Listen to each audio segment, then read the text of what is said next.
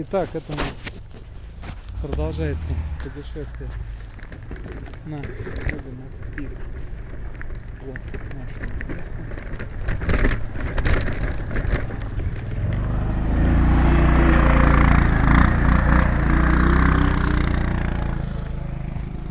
Здесь можно видеть такую технику даже.